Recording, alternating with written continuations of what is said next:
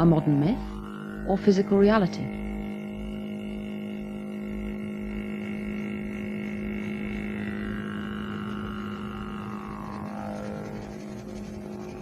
The being had these very large black eyes, luminous, not luminous, I don't mean that, I mean they didn't shine, but they were shiny in the sense that they reflected light, big black, like they were balls of black liquid.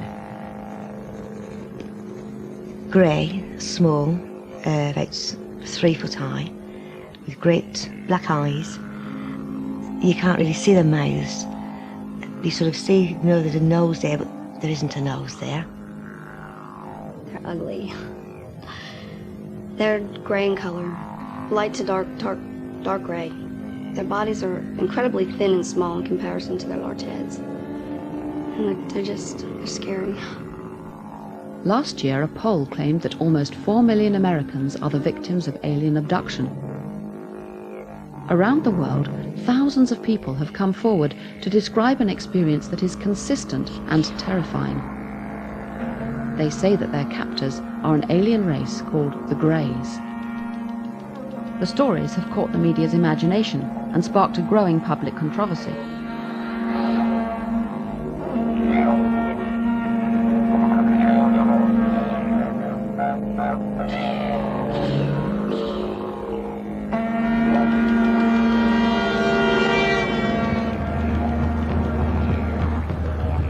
I went to the States to investigate the poll and alien abductions. I don't know quite what I expected to find. I didn't know much about the claims or what people had experienced. I've been investigating the paranormal for 20 years now.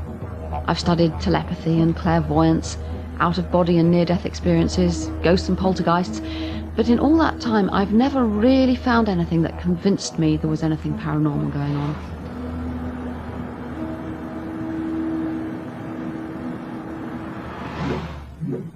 I was laying there, and just before I'd fallen asleep, off to the right-hand side of me, off to the edge of my bed, was a little white, it was a very bright white flash of light that went off.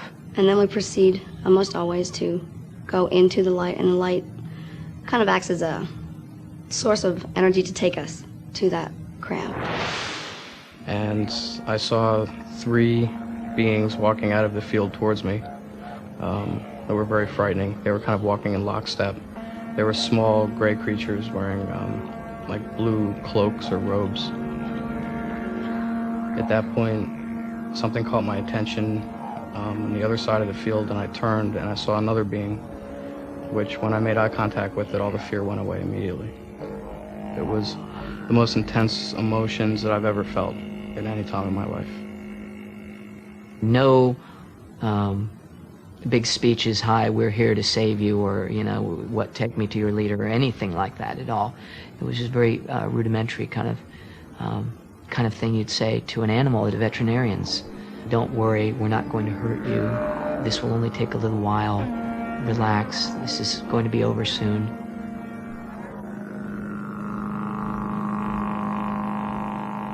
The most extraordinary claim is that the Greys are conducting a hybrid breeding experiment with their prisoners. I immediately shut my eyes and thought, oh God, and I started getting very scared.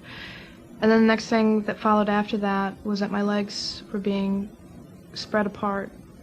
And then I really started to panic, and then the next thing I felt after that was this most incredible pain that I've ever felt in my life, and that felt like a bullet shot up into my uterus and hit the top of my uterus. And I screamed so hard.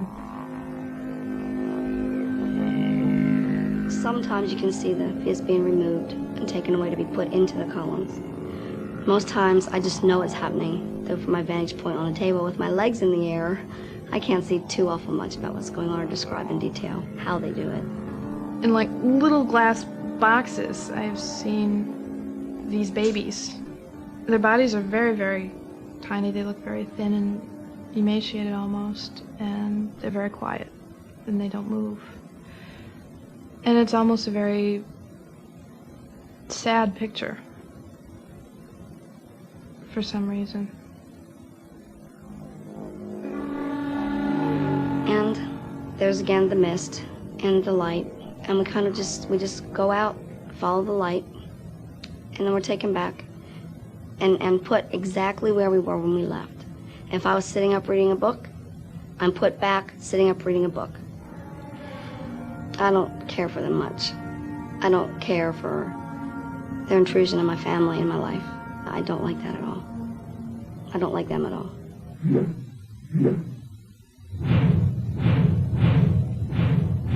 I suppose from the outset, three possible explanations present themselves. One, that people are just making it up, it's some kind of invention or hoax. Two, that it's real, there are aliens out there actually abducting people and they're describing truthful experience. Or three, they're interpreting as an abduction some mental experience produced by their brain.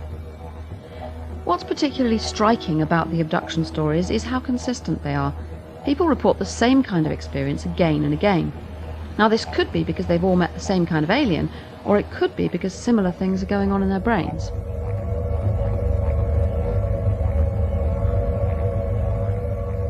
Bud Hopkins' book, Missing Time, was a key event.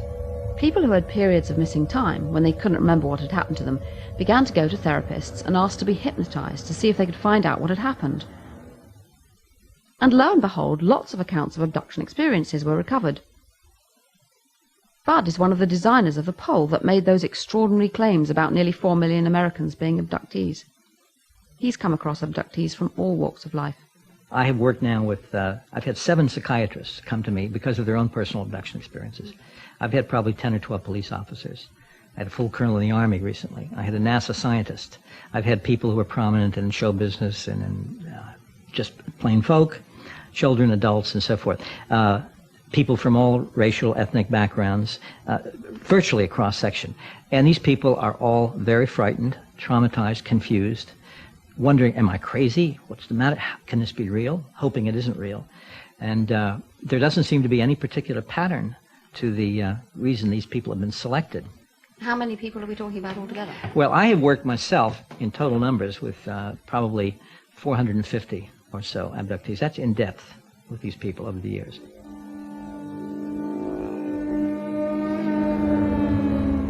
This is a problem because it makes me wonder whether the stories have been created by public knowledge about aliens and hypnotists implanting the ideas. To reassure me, Bud invited me to watch the hypnosis of a young man. It was his first session. I want you to take... Mark had come to him quite nervous. He'd had some experiences when he was a teenager, when he was asleep in bed, and he couldn't really remember what had happened. I think Mark was hoping that when he came to Bud, the hypnosis would bring back memories and perhaps help him to cope with it. Maybe it's just a vague sense, whether it's a big, stocky person or a medium-sized person, whether it's a child, whether it's a man or a woman, you might get some sense. So After 30 minutes of careful and gentle questions, Mark identified his tormentors. 2, you're about to open your eyelids just a tiny bit and look. 3, closing your eyelids. Yeah, it looks like one of them. What do you mean, one of them? In gray. So what do you think's going on? You're implying all the time this is real. The person actually went out there. Something actually came physically into the room, into the world. What do you think's really going on? Yeah, well, I'm not saying that happens in every single case that comes our way. We reject some cases, and some cases seem to be cloudy. But in the cases that check out, which is the vast majority, there seems to be some kind of non-human intelligence which is interacting with us and which possesses some kind of technological equipment which is way advanced over ours. We do not know, ultimately, what this will mean. We have had 2 basic science fiction myths about ultimate contact with another kind of intelligence.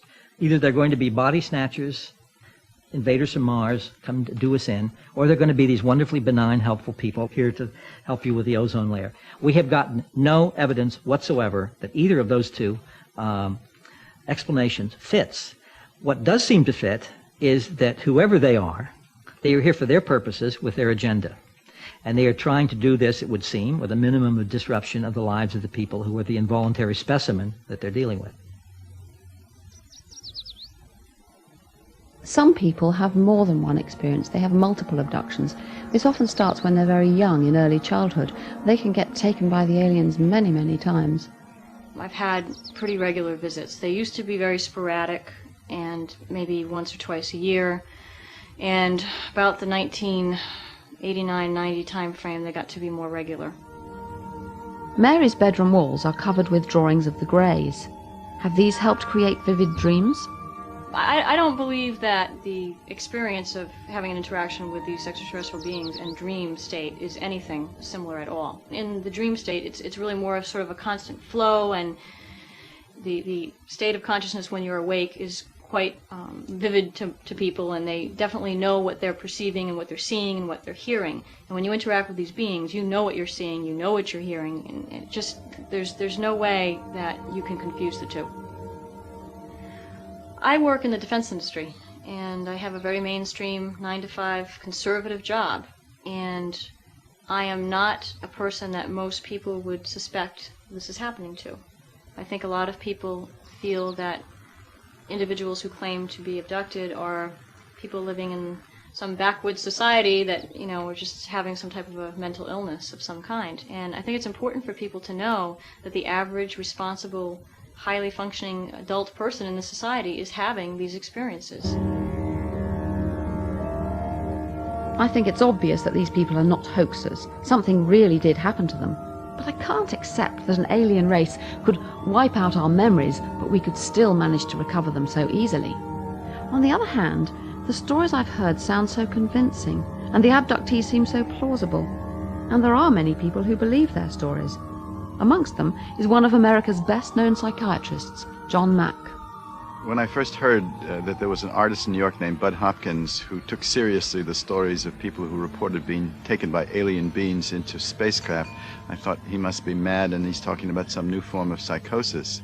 But these people, as far as I could tell, were of sound mind, had not communicated with each other, were not getting details from the media. This was long before the great media rash of information on this subject.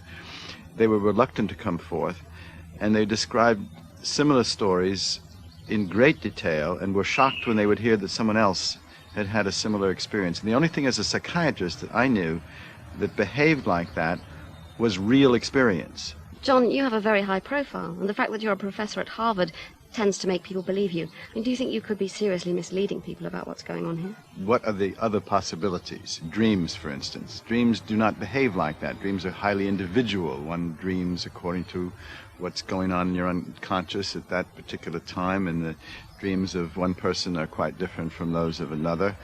Or some kind of trauma, for instance, like sexual abuse, which is often raised.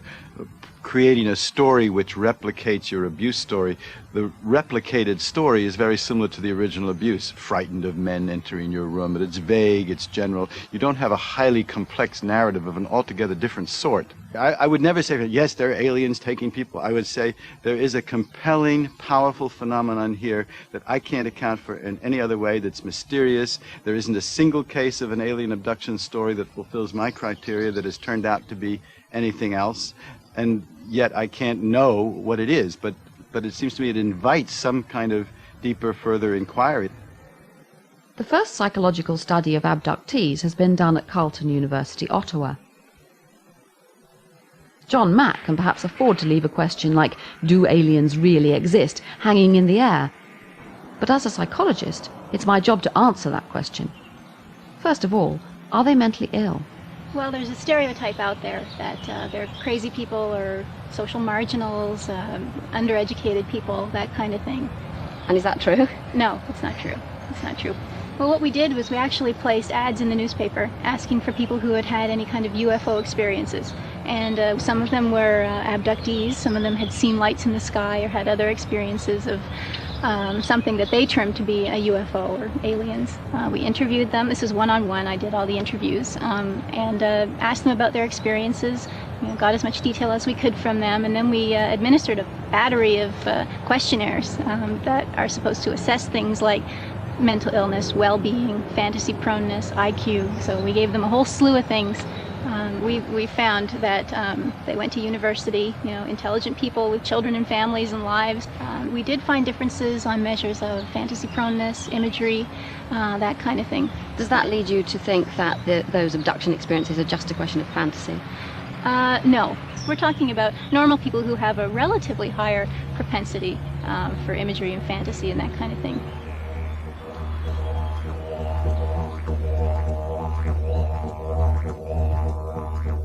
So, these people are not mad, and they're not just inventing a fantasy. But perhaps if something strange happens in their brain, they might be more able to invent a vivid story than the rest of us would. There's been a lot of criticism of researchers like Bud Hopkins and John Mack on the grounds that they could be implanting the stories in the abductees as false memories. It's quite possible by hypnotizing somebody, or even just by relaxing them or asking them the same question again and again, to get them to invent a story as though it was something from the past. And then, after that, they'll remember it as vividly as they remember things that really did happen. I showed Mark's tape to an expert on false memory syndrome. I still feel scared. Well, what do you think of this hypnotic technique being used here?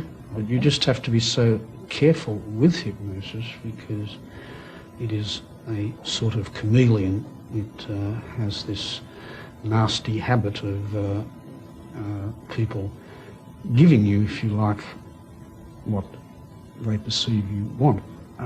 This guy appears to be quite responsive. When he's being regressed, he speaks in the present tense, which is usually a tip-off that they're experiencing something immediately in the here and now. He's also, there's one point I thought that there might be something that's known as translogic, where he said he's going through the floor and that it's his parents' room, but it feels like his sister's room, and this sort of You mean the kind of incompatibility, the sort of logic that you couldn't have in waking sort of life? mixing fantasy and reality with no sense of there being any logical incongruity.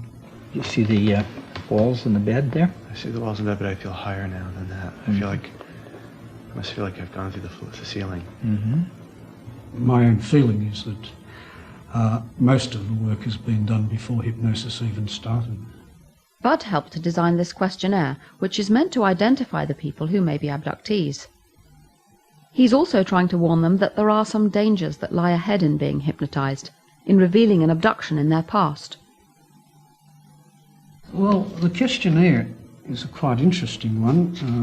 For one thing, it has a number of items on it about the paranormal. Have you ever had a religious vision? Have you ever seen or sensed the presence of a ghost? Has a deceased relative or friend ever visited you home in the night?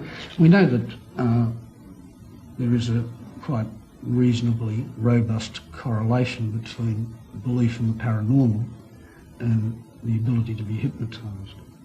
Having filled out the questionnaire, now I've given some preparation as to what to expect. And we're told, well, the UFO is very scary, and further, hypnosis is a very scary experience. But isn't that just a sort of kind warning so that they will not go into it unprepared? Well, it seems to be emphasising it a little bit more than we ordinarily do. Well, certainly. In fact, it says here, you may finally come to see yourself correctly as a much stronger person than before and as a survivor. So he's sort of setting it up that only brave bungee jumpers do hypnosis. And you mean if you're not prepared to go through with it? Well, it means you're a wimp.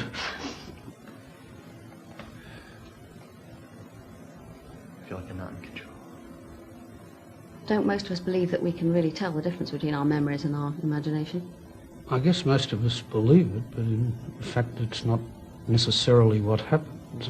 The thing about memory that you've got to realise is that memory is not like a videotape recorder. It's constantly being reconstructed in the light of fresh inputs, and as you know, the event gets more and more distant in time, what you think may be a true memory of what happened may actually be a fantasy of what happened, or what somebody else told you that happened, and you've got to realise that you're using a very fallible technique, and it's one that does not guarantee biblical truth.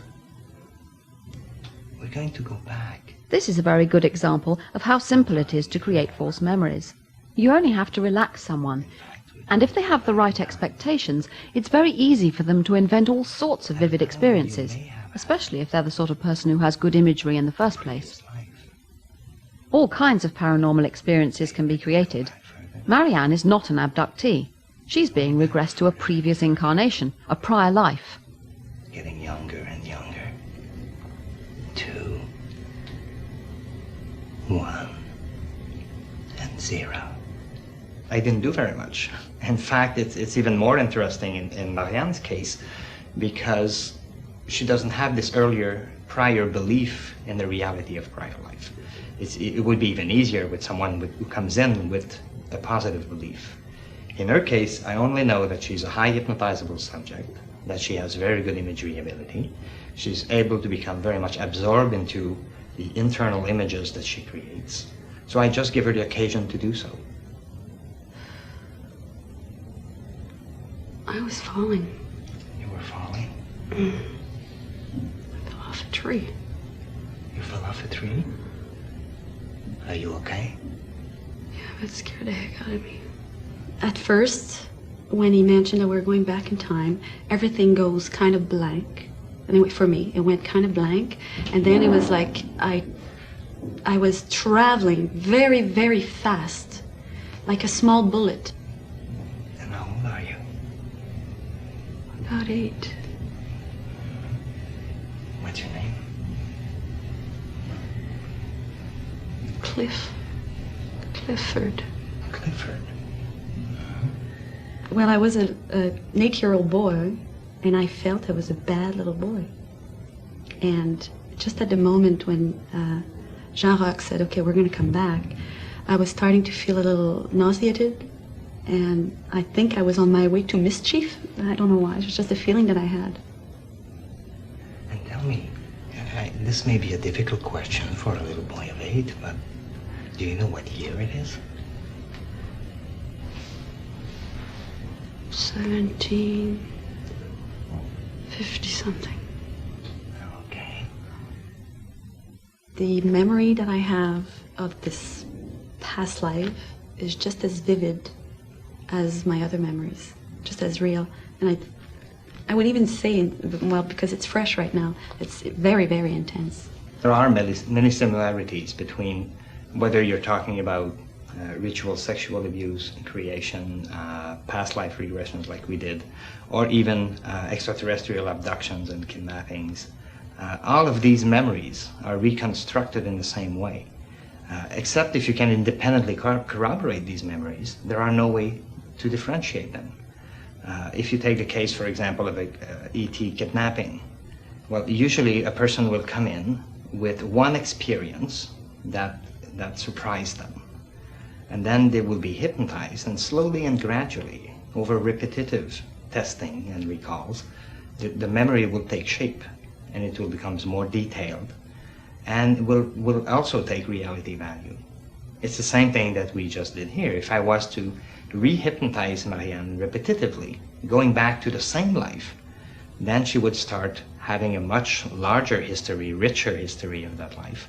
And it would, for her, then be even more difficult to differentiate between reality and fiction.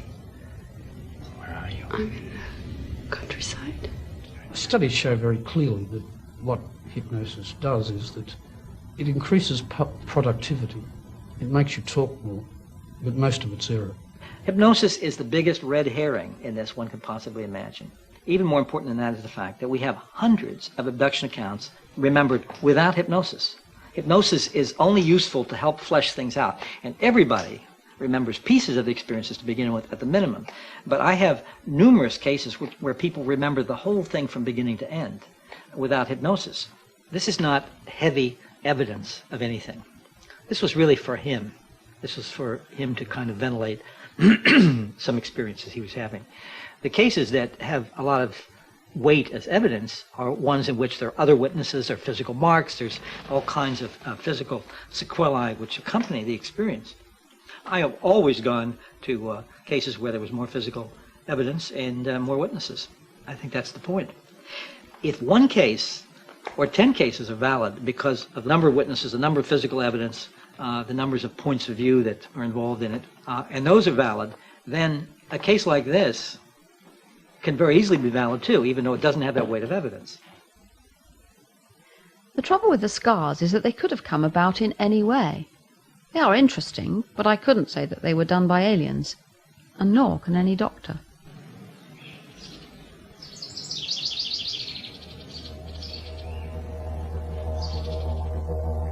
David Jacobs is author of a book containing the most detailed accounts of abduction experiences, and also a co-designer of the pole.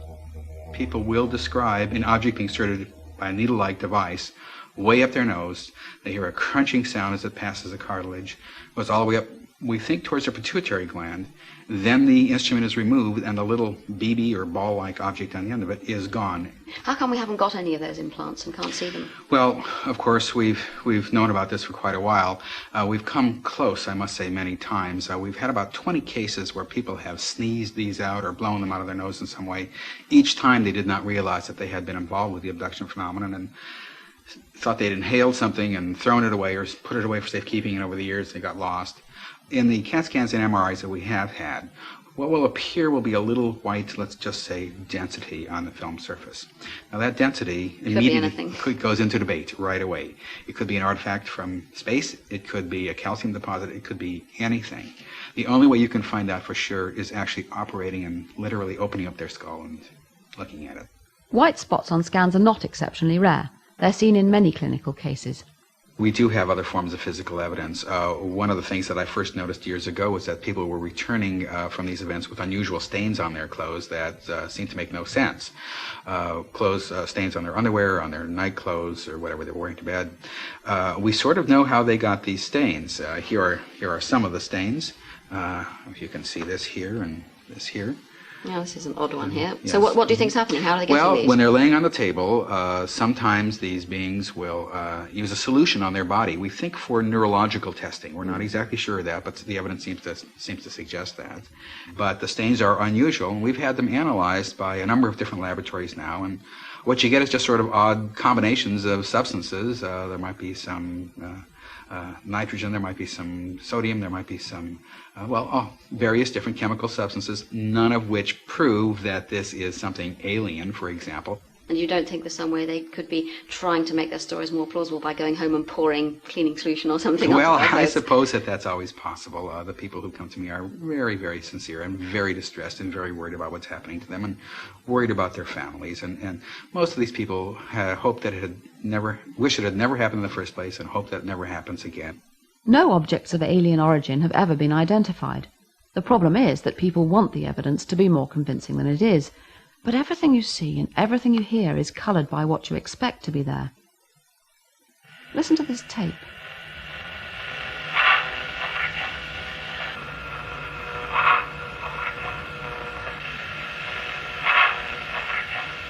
I tape record in my room every night. I've been doing it for about 2 years. You can hear 3 words, and the 3 words are, "Don't wake up."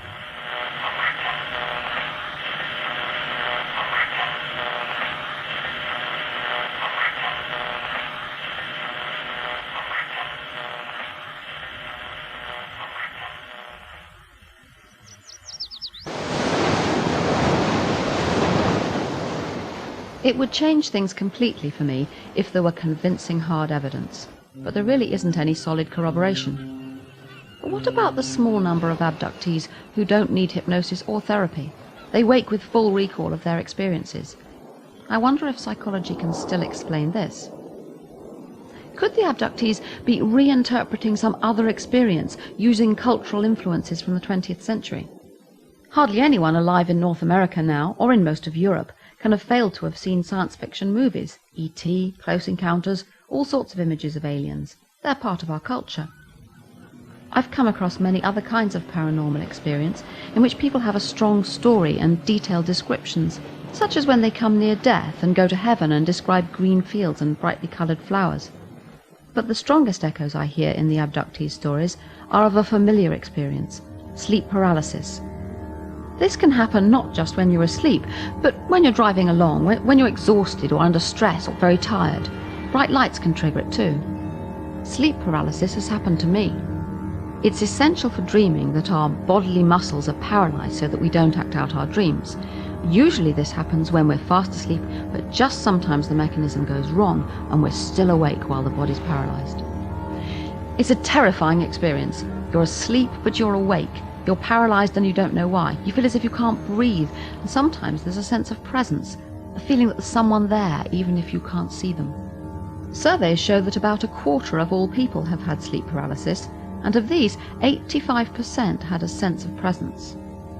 But that presence is interpreted in different ways in different cultures.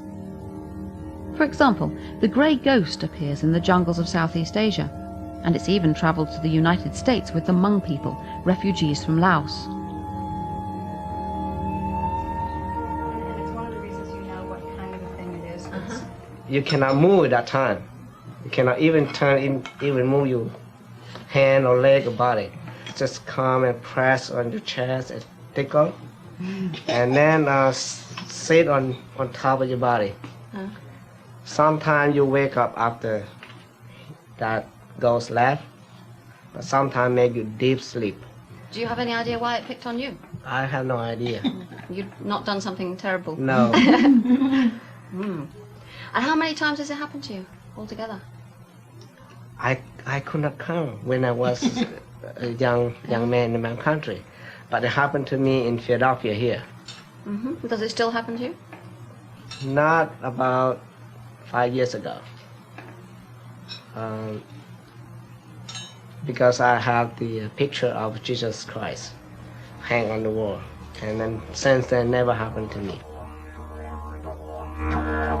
In Newfoundland, Canada, the old hag appears as a dark, menacing figure and tries to strangle victims of sleep paralysis. People weren't a bit shy or embarrassed about the old hag. In fact, they were quite willing to talk about their experiences if you bought them a pint or two. At one time I saw an old woman with a black cape, and I don't know if that's just because I had heard that's what the old hag was. She sits on your chest and squashes you. She stops you breathing. Just whoosh, these two things came up in front of my face, and it was like a swirly black gray mass. It was all this weight, and just couldn't move, couldn't breathe, just couldn't do anything at all. Her victims are always paralyzed. And my mind is awake, and my body won't move. And I want to wake up, I want to scream. I try to scream, and nothing comes out. Nothing at all. Now I can look around. Can you look around Yeah. with your eyes? Oh, your eyes My eyes open? are open, yes. Yeah. I've had the old mine hag. I've seen, like, my mother walk in the room and walk out. Well, I've had the old hag, and she has. And, yes, and she goes downstairs and, like, she'll yell to me, Fred, you know, supper is ready. I'm there like, yeah, sure it is, but bad time, Mom.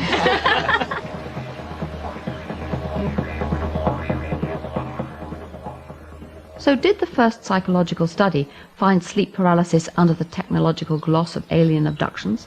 I think it was about 25% of the intense experiences that seemed to be actually explanations or descriptions of episodes of sleep paralysis. What was the description they gave? Well, typically that they were in their beds, woke up in the middle of the night, found they were unable to move, frequently described a feeling of being pushed down or held down by some unseen force. The standard description focused on the eyes as being very big, very dark. So what should I make of the poll? Conducted by the respected Roper organization, it was a telephone survey of 5,947 Americans and asked a range of questions supposed to identify potential abductees. The poll itself was well carried out, but what I don't understand is how you jump from a few simple questions that don't seem to be about abductions to the conclusion that someone has been abducted. Tell me what you think about the conclusions of the Roper poll. Well, the Roper poll has indicated to us that there are about 5 million Americans who have had experiences that are consistent with the experiences that abductees have had before they understood that they were involved with the abduction phenomenon, before they knew they were abductees. At the very least, it's told us that there's an awful lot of potential abductees out there, maybe even millions. Isn't there a danger that these are just perfectly normal experiences and that you're almost persuading people that they must have been abducted and causing panic and fear? Well, we know that the vast majority of people, that is maybe 80 to 85% of everybody, have never had any unusual experiences of the sort that I'm talking about at all. What is normal is not having these experiences, and we know that for an absolute fact. David Jacobs couldn't be more wrong. In fact, the majority of people have had some kind of unusual experience. I don't think the poll tells us anything specific about abductions at all. All the events described in it happen to people when they have sleep paralysis and other perfectly explicable experiences. But there's still something missing here. I can't quite see why there's this strong sense of feeling pulled from the body, of flying up into the spaceship, of being prodded by aliens.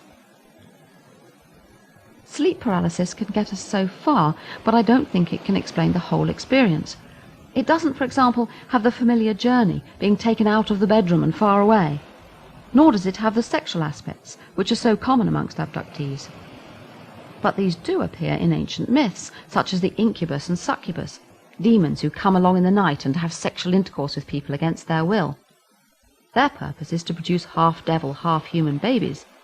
The similarities with abductions are obvious. Then there are the fairy abduction myths, where people are taken away or babies replaced by changelings. Most people in our culture have probably heard of one or other of these stories, and hypnosis and relaxation are just the times when these deep tales are going to surface. I suspect there's a common experience underlying these myths and alien abductions. Again, it's to be found in the brain.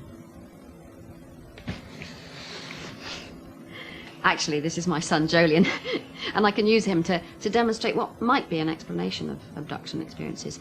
Here, either side of the head, are the temporal lobes of the brain. Well known because in temporal lobe epileptics, this is where the focus is of the problem that they have. But what's less well known is that everybody has a lot of activity going on in these parts of the brain, which can induce experiences of floating and flying, mystical experiences, and so on. All the time, most of the brain is active, but parts being used at any time are more active than others, and each part of the brain consists of lots of cells, millions of cells in fact, interconnected. Some are exciting other cells, some are inhibiting others. It's very easy to see that activity here can be producing hallucinations and strange experiences, which might account for abduction experiences.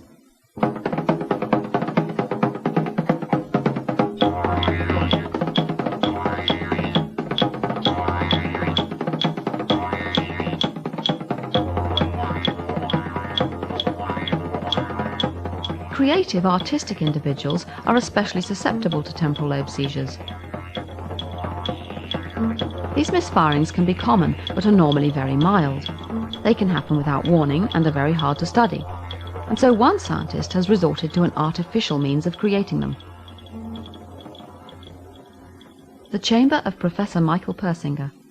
Okay, I'm just going to put these on the back of your hand.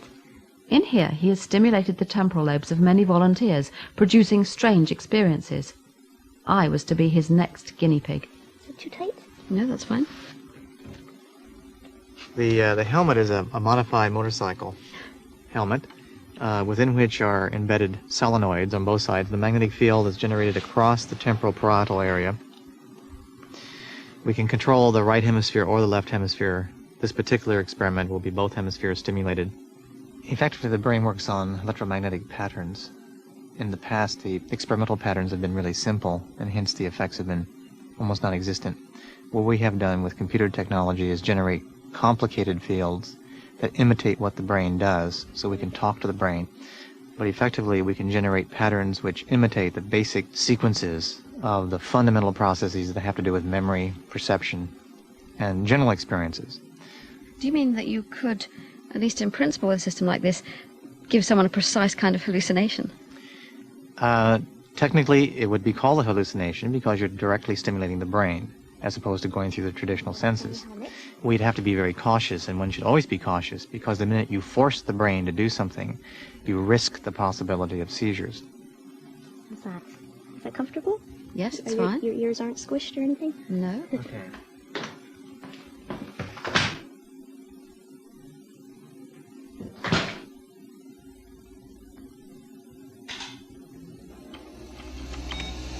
The experiences that are generated experimentally are primarily the fragments of abduction-type experiences and mystical-type experiences, and even the beginning of some kinds of psychical or often near-death-like experiences. So pleasant vibrations, feeling being light, leaving the body, perhaps a sense of a presence. Also sensations that involve visual experiences, the feeling that it's a dream, but it's more intense than a dream. Very often the feelings of an altered reality, feeling that the self is detached from the body. And sometimes sexual arousal occurs, which is a very important feature because we find that many of these patterns are very much like the incubi And Sukubai reports of previous centuries where people felt a sexual arousal at the time when the entity was visiting them. Well, I didn't really fancy the idea of being molested by an apparition. Okay, Dr. Blackmore, would you like to close your eyes and keep them closed, please?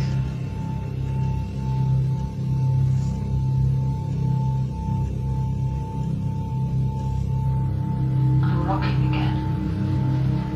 Oh, but this time it's a little different.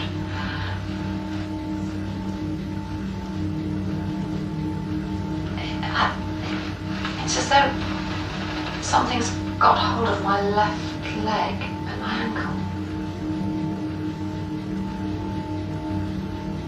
The whole of my left leg seems to be being stretched. Oh, this isn't very nice.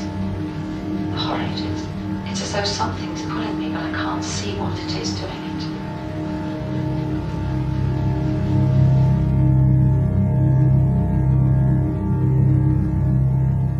it. If somebody says that they've experienced a spiritual entity, but they're on a psychiatric ward, you're likely to say they're crazy. But if they have the exact experience and they're in a church pew, you're more likely to say it's real. The context determines your explanations for really mundane events. And I'm just floating again. I'm frightened. This is odd. I don't know what I'm frightened about. I feel really scared. Dr. Blackmore, I'm coming in now, okay?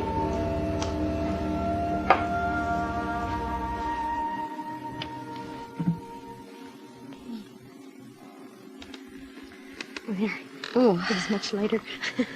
That was very interesting. In the first, well, of course the time's a bit strange, but in the first few minutes I was sort of thinking, well, is anything happening?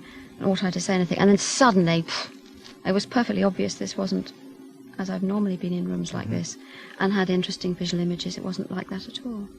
Persinger has come across some curious alien abduction cases that he suspects were really episodes of temporal lobe seizure, those linked to glowing balls of light, UFOs.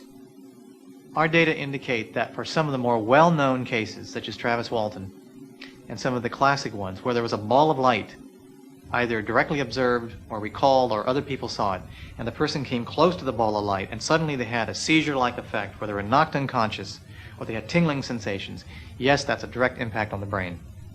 And very often when these individuals woke up, which they often did after a few minutes, sometimes 2 or 3 days, not that they were asleep, but they were amnesic, they experienced or reported an abduction scenario. In the late 1960s, I became interested in why certain kinds of phenomena are left out of science. Luminous phenomena were one of them, called UFOs. And so I began to look at about 4,000 or 5,000 of these events. So I codified them and put them on computer and began to determine if there were any kind of energetic sources that could explain these unusual things. My assumption was that it would require tremendous energy to produce these real oddities of the space-time fabric. Earthquakes was one candidate, at least the energy associated with earthquakes. And actually, I didn't do anything. I have to thank the computer, because when the analysis first came out, it became very clear that what were called luminous phenomena in the last century were highly correlated with earthquakes, and that these phenomena occurred weeks to months before earthquakes. When I applied the same formula to the contemporary setting, those phenomena were called UFOs, unidentified flying objects, most of them being luminous balls of light. Film shows the electrical discharges released when rock is crushed under pressure, an event likely to happen in the build-up to even minor earthquakes. Persinger suspects that these lights might also emit the electromagnetic waves that cause temporal lobe hallucinations.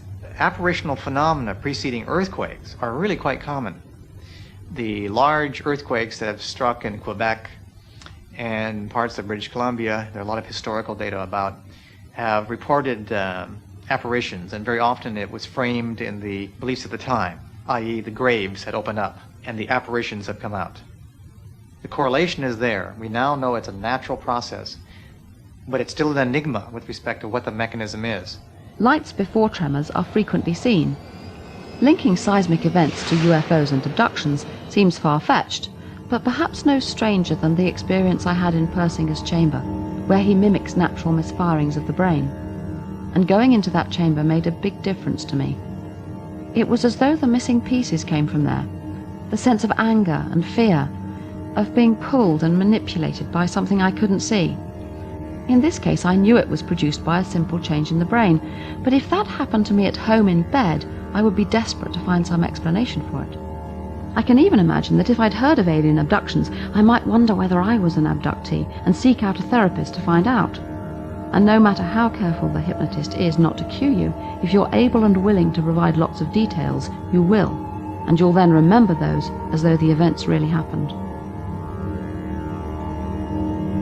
I don't think I could dismiss completely the possibility that there are real aliens actually abducting people. It seems bizarre and odd, but I suppose it could be.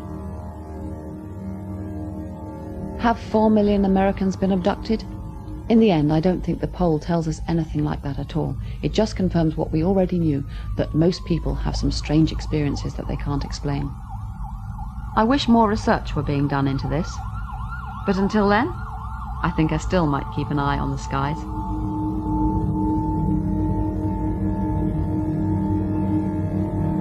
Right, I've got my alien invasion survival card. Look at the sky. That must be the moon. There's a cloud. Yes, got clouds. Oh, it'll even help me identify seagulls. But can I see a UFO? No. Can't see any UFOs yet. In case of abduction, remain where you are. Yes, I can manage that. Give or do whatever they ask. Forget everything that happens. Yes.